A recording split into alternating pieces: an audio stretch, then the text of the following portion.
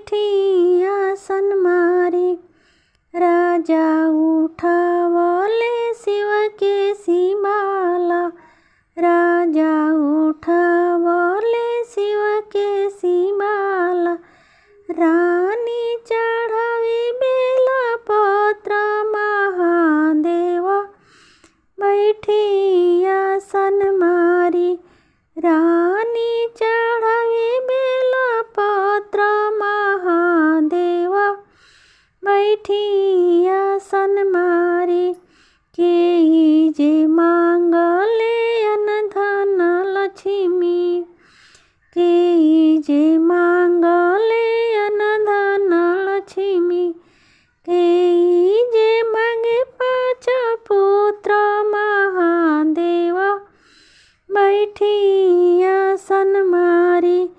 केही जे मांगे 5 पुत्र महादेव बैठी आसन मारी।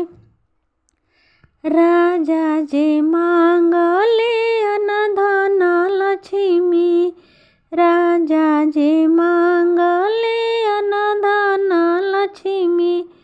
रानी जे मांगस 5 पुत्र महादेव बैठी आसन मारी। रानी जे मांगस 5 पुत्र महादेव बैठी आसन मारी।